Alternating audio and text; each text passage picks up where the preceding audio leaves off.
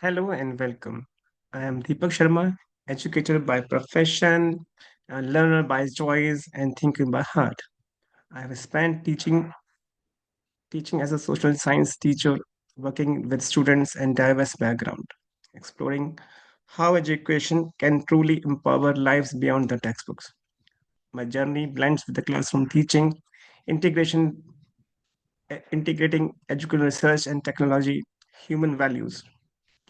I am deeply interested in real life teachings, real life scenarios based teaching, case based teaching, project based learning, which evolves as a project based teaching in nowadays. I also love AI education, helping students through modern technology. Through this talk, I just reflect my some views on education, career growth, challenges, challenges faced by the teachers, students. The topic of my podcast is changing scenario of education system and teacher readiness in the performance based teaching or task. I am currently being employed in CM Shri School's School of Excellence Shalimar Bagh. I try to innovate teaching through various methods and assessment techniques, and also take some workshops and seminars. So moving on the main topic, is school for memorizing facts or doing things?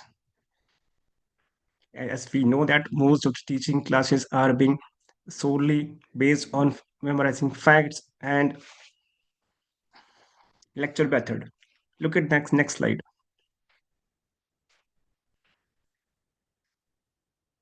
There are two comparable scenarios. You are looking at a teacher with a chalk in his hand, writing on the blackboard. In another scene, but students are being grouped into small groups, and teacher is teaching out there. Again, let's see another scene.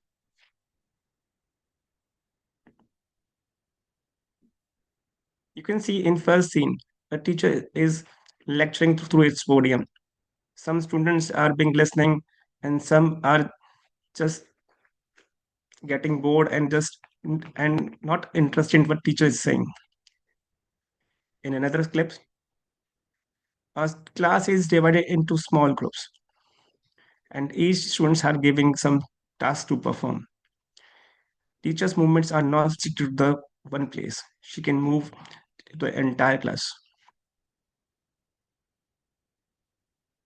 Education frontier is now shifting from memorization to application. In the most familiar kind of a teaching, which is current state, chalk and talk, lecture, rote learning. Here, the teacher role is being focused on lecturer source of learning. Teacher is dominating the class, and methods of assessment are standard written test exams. We know that entire teaching comes to the 3 hour test. Students are basically are passive listeners. Now, as NEP 2020 introducing experiential learning, inquiry-based teaching and learning, and so on new type of methods, which I really want that a method of teaching which come across is performance-based teaching and learning, basically performance-based teaching, which is based on performance-based tasks. Here, the teacher role is shifted from a teacher to facilitator and guide. A task or assessment based on authentic task, which comes from the real life scenarios, not from the bookish one, and based on the problem solving ability of the students. Here, teacher roles, which shifted the guide and facilitator, allows students to actively collaborate. As we know that we have to cater a class which come from the diverse background. A learner differentiation should be there.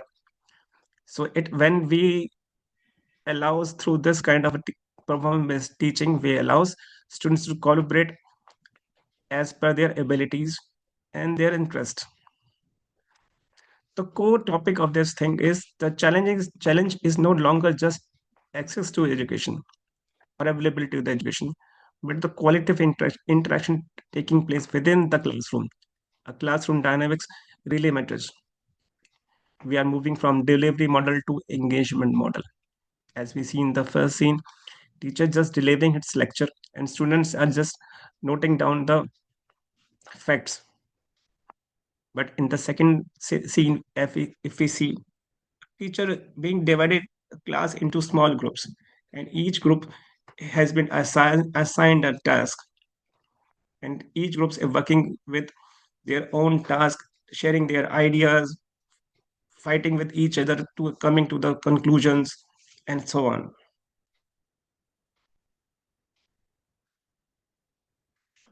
What actually performance-based teaching is all about?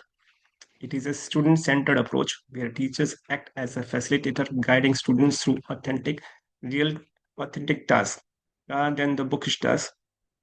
And they are tasks are based upon the real life scenarios and case studies. Shifting from memorization to real life world problems, solving practical application of knowledge. As we seen that ultimately students come to the real life where they have to work in companies and they have to perform their task. So when we are talking about from the ages, our school education is limited to book and you can say a predefined knowledge which has been mug up or wrote in the classrooms and just go and 3 hours 3 hour paper and score good marks. But when we come across real life scenarios, case based studies, experiential learning, project based learning, and so on, so they've been unprepared for their future where they have to work as a professional and perform tasks. For this thing, there is when I come across through my you can say research work, I found teachers are not been ready for this kind of a change. It's a very tough ask to suddenly change their role, which earlier been just a leader in the class or delivering just lectures. But here, teacher has to shift from a CH on a stage to the facilitator or a guide and develop an analogy. Suppose a pilot which is just flying us, a, you can say a simple old Boeing plane nowadays, as we seen that. But now that pilot has been shifted to the fighter jet.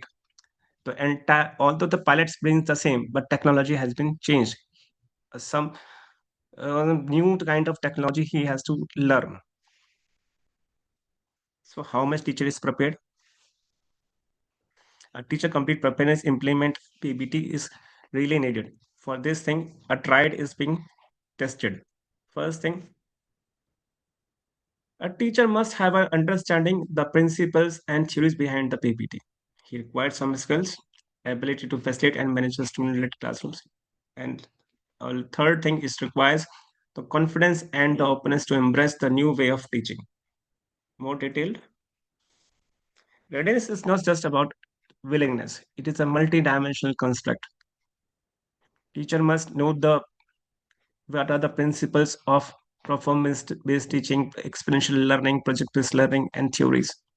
He has to master the assessment strategies because entire strategy has been shifted from uh, term and exams to the continuous and comprehensive evaluation right from each and every day, every moment of the class.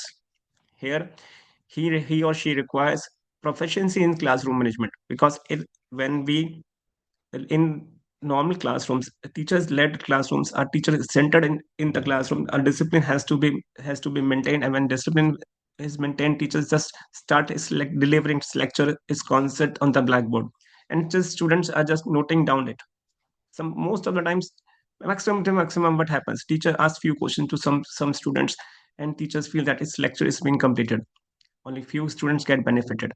So a teacher must have a skills of a proficiency in classroom management because when we come across performance based teaching, we find that classroom becomes a chaotic situation. Class being grouped into small groups, 3 or 4 groups, or maybe depending on the class, Suppose in my class I have 28 students. So I normally makes 7 groups, 4 students each, in facilitating discussion and the autonomy. I used inquiry-based teaching for that, is providing some students to some performance task as per the subject required.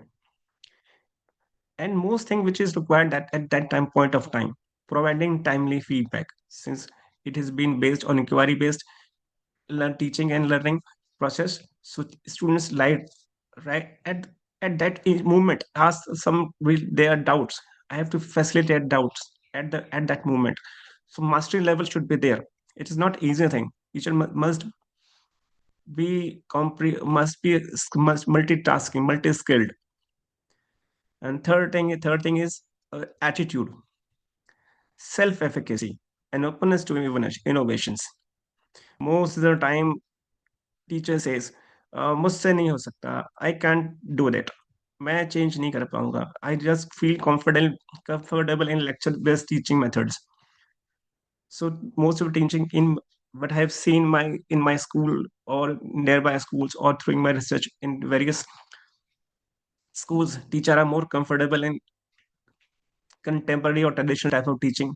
They don't want to change most of the time teachers, because it requires really a hell of a skills. So a pedagogical knowledge, a positive mindset validate PBT.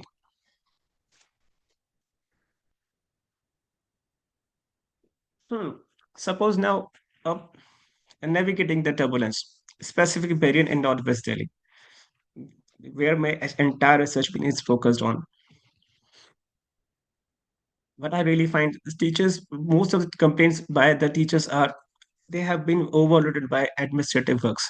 High non-academic workloads consume lesson time planning, because in performance-based teaching, teachers require to create authentic tasks which are based on some objectives prior to the providing to the students, and generate rubrics for that, because it should be a directional. It's not should not be a non-directional. A flow should be maintained in the task. For that, teacher must have a time. But what happens? Most of the teachers responded to me that they have been overburdened, overloaded by non-academic tasks, which consumes their lesson planning time. Teachers are buried in the paperwork rather than the pedagogy. Infrastructure gap. And just analogy that there is a hanger which is being crumbling. Entire schools being, most of the schools being, which because this kind of a performance teaching require so much infrastructure. In my school, we have less number of children and more of the infrastructure. Where there I really find that it's really a total changing scenario of the education system. It will change entire thing. So we have more Chromebooks, you can say interactive smart board, Wi-Fi enabled school. But in the Northwest Delhi, most of the government schools don't have this kind of facilities. So infrastructure gaps is there. It requires technology, but the schools don't have technology that much. Insufficient learning materials in the government schools. Labs been are conventional. They're not been that simulated interactive board labs. Another thing which is being cultural resistance. Teachers are more comfortable in traditional type of teaching and learning process. They have some inertias. They don't want to overcome that. And the fourth thing which I really found out there, a leadership deficit. Principals and choice in charges don't want to innovate. They don't want change. They don't encourage change or innovate in their classrooms. They just want to that just complete your syllabus, complete your task, check your papers, and just move on. Hmm. So what's stopping our educational pilots? I just take an analogy of the teacher as a pilot who just want to take off from from a you can say uh, where there is no runway, there is no hangars, there are not technology. From changing technology has been shifting gears. Entire system has been or you can say in various boards, if you say Cambridge, ICIGSC, or you can say IB board, they have a kind of a reforming education. They are reforming, changing education scenarios. As I already, you can say, teachers being, you have seen that teachers being burdened by the non-academic works. They have a resistance to change, lack of administrative support, in lack of infrastructure. So teachers been locked. Teacher don't want to change. Even the best, sometimes what happens in the classrooms, even the most of the best teachers come up across to me, and they talk, we want to change our time kind of a teaching. We just bored by the old fashioned kind of a teaching. But what we do, how can we change it? We need something, we need to change, we need some time. We want to give students as using AI technology, infrastructure, mm, blended learning, you can say, uh, you can say, flip learning, flip learning is there also.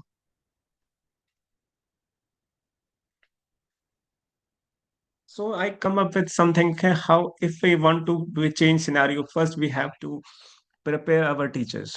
We have to design our some kind of coursework or workshops or seminars, and that should be a targeted, not just the you can say, most of the times we have seen workshops are there, teachers come across, they just attend the lectures and just resource person deliver their lesson, and just workshops are over without having much of the learning take took place.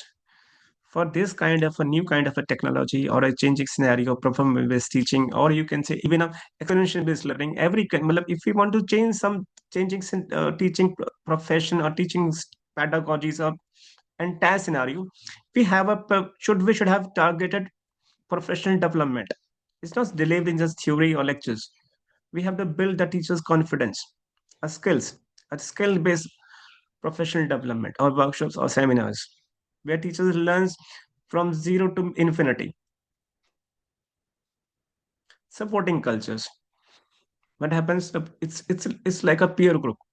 Suppose we always says that if you have a good peer group, you will really rise. If you have a you can say a tag race, and one teachers want to run, other teacher don't want to run, it's you become stuck.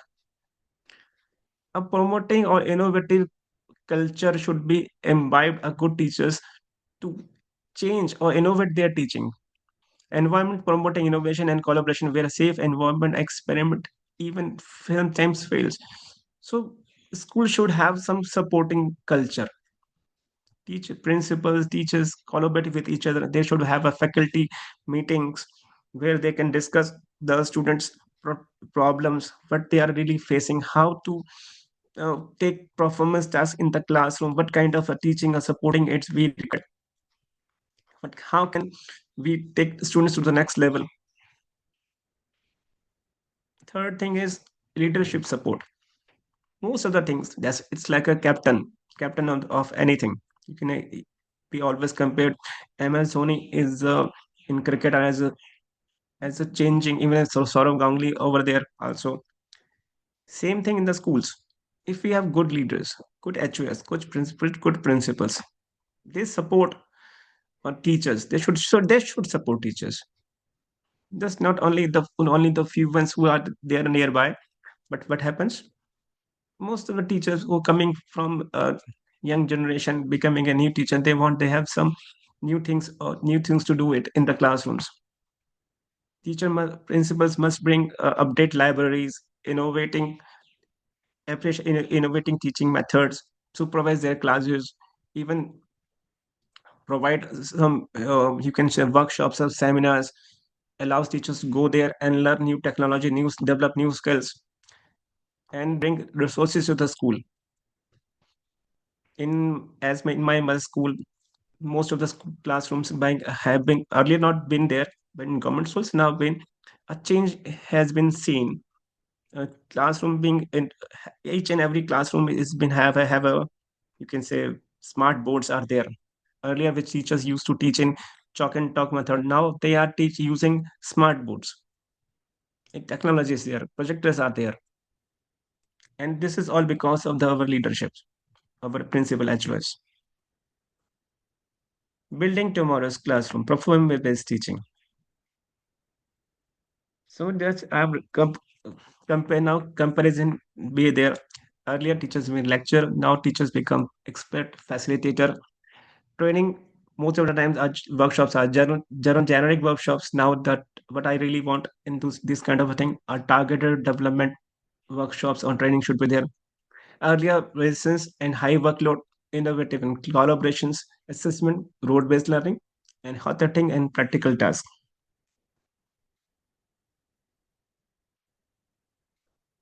Our teachers are getting support they needed to land in their future.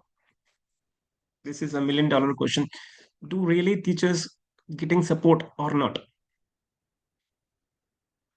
What really it's all about. It's about what's really the performance based look like in the practice. Suppose this is all what previously I talked about what should be there, but now what actually should be in the actual in the classrooms or in a school.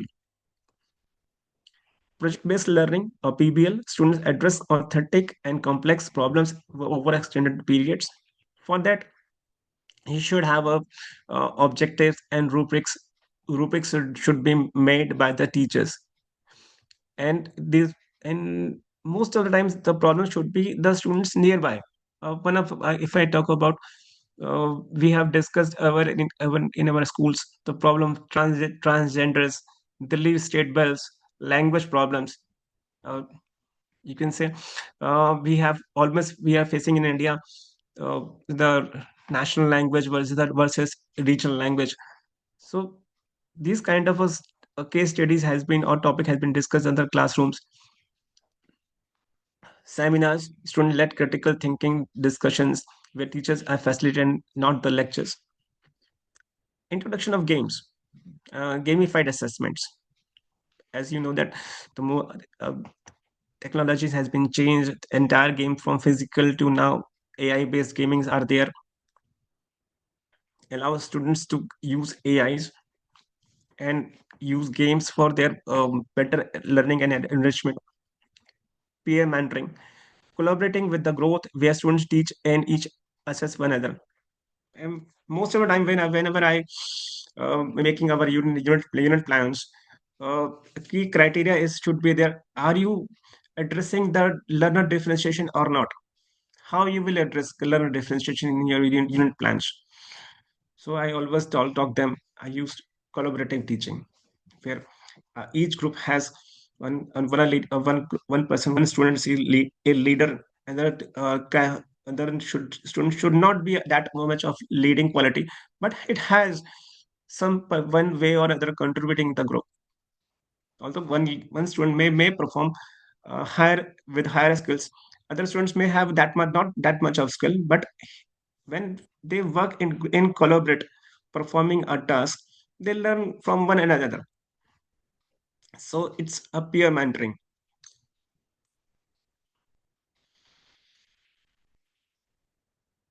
So what has been changed? Generic to targeted, administrative oriented to infrastructure, and resource scarcity to resource alignment. Strategic investment in the schools, tech materials, and student centered tasks should be given. As I earlier told, leadership. Leadership is a variable that turns individual teacher potential into school-wide performance. Say for most of the schools where I find that schools which are really performing well, this is just because that they're of their principals or HOS. They are the central of that gravity, you can say, central CG, where the entire system is been centered, entire load has been absorbed by the leaders. They are the real enablers. They define institutional practice and support new kind of a scenario on innovative teaching strategies. Where I just talking about performance-based teaching, where task has been performed by the students in the real time and real based situations. It acts as a barrier. Leadership or a principal should be act as a protective shield for the teachers. It shields teachers from excessive administrative workload. He should decentralize the workload as that the teachers should able to real what their really task is all about. It's really their real task about to educating students. They are the future of India or any country, you can say. So principal just remove their problems. He should listen that teacher is being bogged down by the administrative or other so much of workload. You can say we are the becoming the duty, performing census duty and election duties, and so much of duties being assigned to the government school teachers. So they have been they're not running. They they're not sprinting at all. They're just walking and very slow walking. Cultural builder.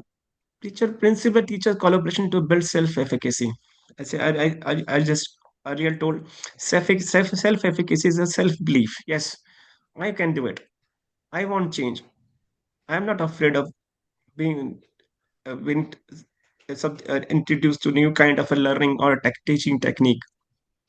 I don't want being afraid of everything. So self-efficacy is a self-belief. Teachers must have an attitude.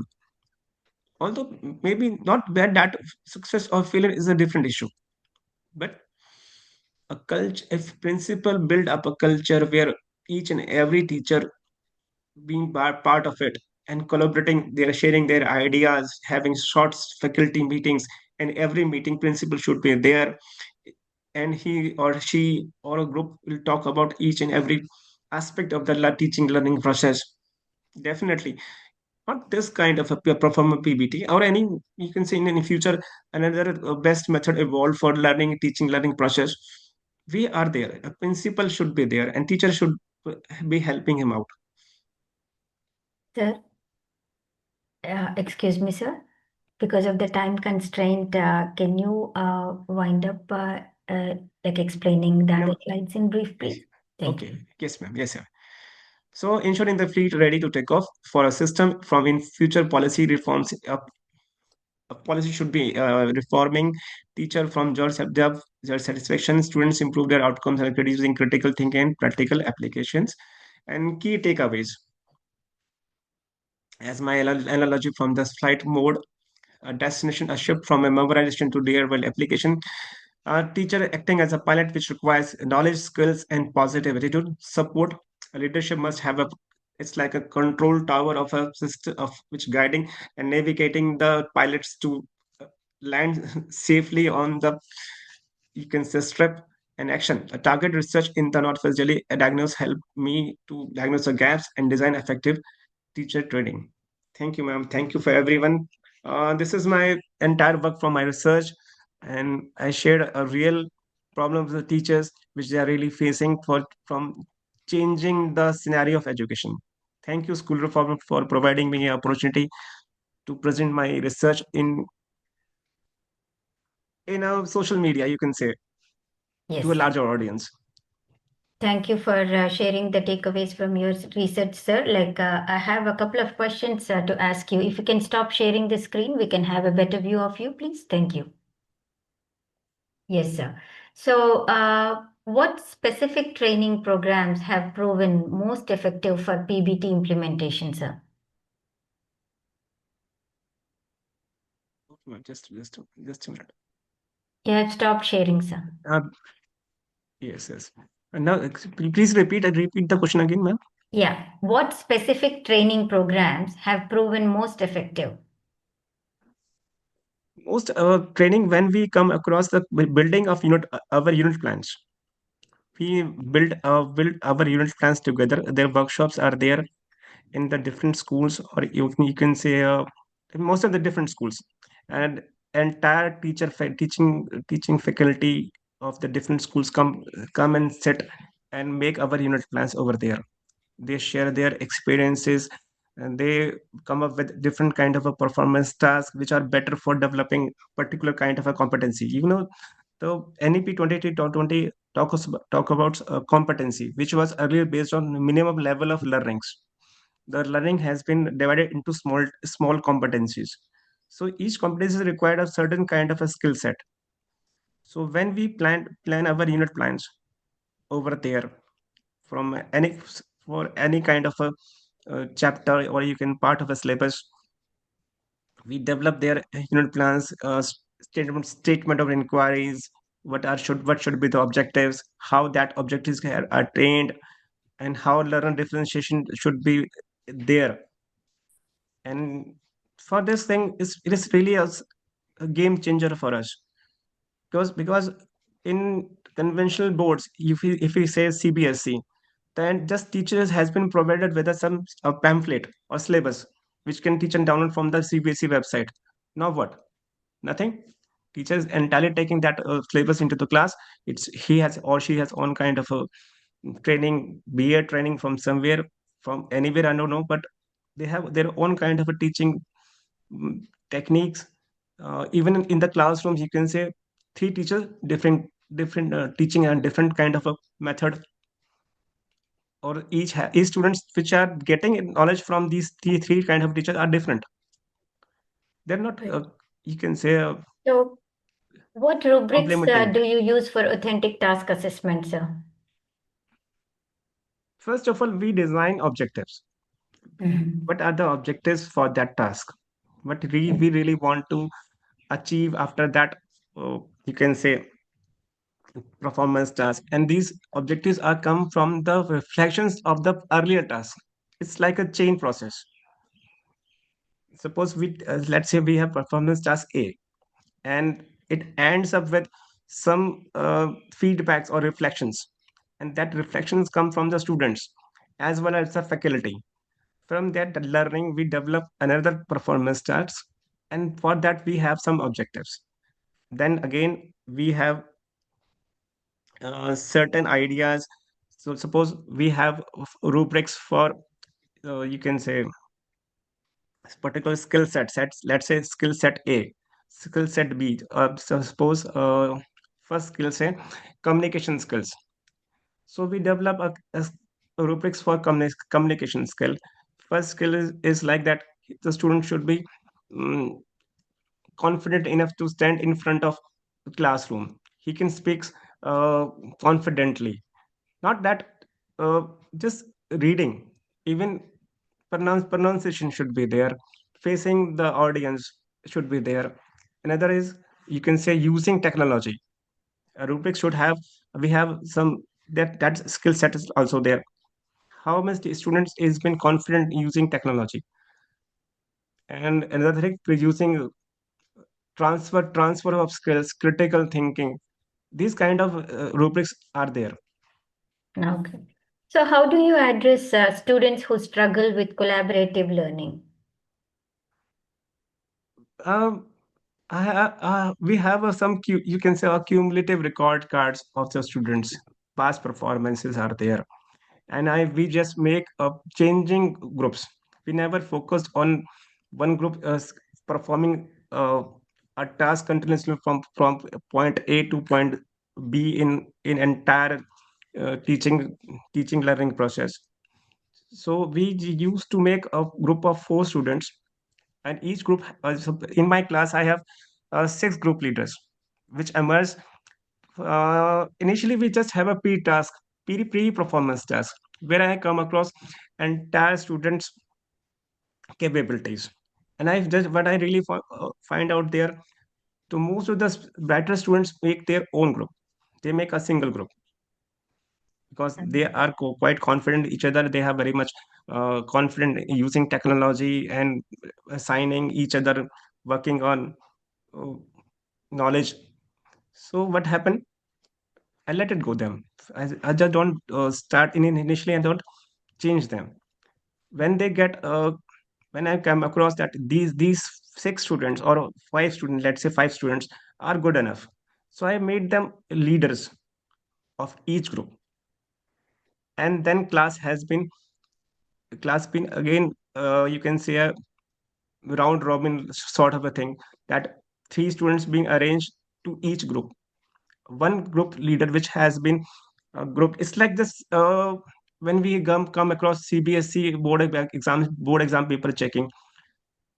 The one HE is there, head examiner is there. He makes assistant head examiners, and then assistant head examiner has four teachers for checking exams. So it's a hierarchy, like, kind of a process.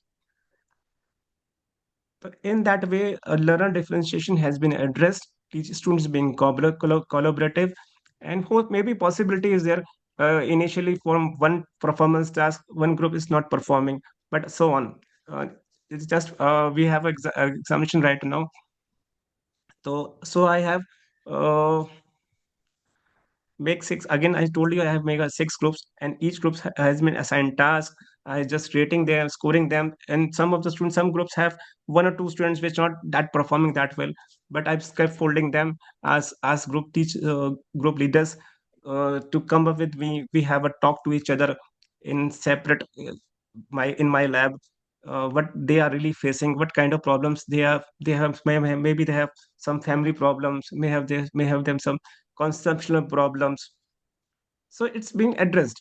Most of the students now being performing well.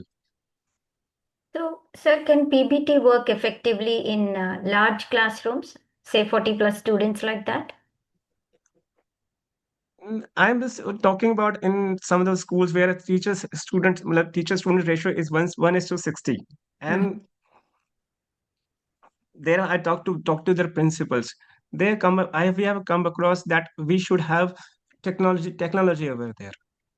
Mhm. When I come across as a resource person, I have to teach at least 50 to 60 teachers over there. So again, we have to make I just make we have to make groups. Group will solve this kind of a thing, because now the teachers become free. Earlier, teacher is being stick to the one position and delivering the entire lecture. Now suppose we have a 60 students. If we make 10 groups, the entire class has been divided into 10 small class, Right, and each group has its own performing task. Maybe entire class have the same performing task. Then we can compare, or we have assigned a different questions. As I told you, inquiry based learning is there, so we can assign 10 different questions to 10 different groups. Then come up with the same, you can say a same main concept divided into 10 sub concepts, and that each sub concept should be delivered through their presentation, or their you can say their work or their presentation. It's right, not sir. dealing with the entire 60 students one at a time. It's a dealing with the 10 small groups. It's kind of a micro teaching rather than the macro teaching. Right, sir. Like divide how much ever the count is, divide them into groups. Great. Yes, yes. Yes. So thank you so much, sir. School Journal of Education and schoolreformer.com. Thank you for the talk and for patiently answering all the questions. Each and every question was answered elaborative. And before I end this session, anything else you want to mention, Mr. Deepak Sharma? Yes, yes, ma'am. Last thing that British says us divide and rule. So most of the teachers we feeling that we have a large students, 70 students, and suppose if we divide and rule, just divide the class into small patches, change the entire sitting system in the class, or take them outside the classrooms. You can teach any kind of a group, any large group easily. Great, sir. It's so wisely you have used the statement, the negative statement of divide and rule into the very positive outcome in your research, and wonderfully put, sir. Thank you so much. I'll end the session. Have a great day. Thank you, ma'am. Thank you very much.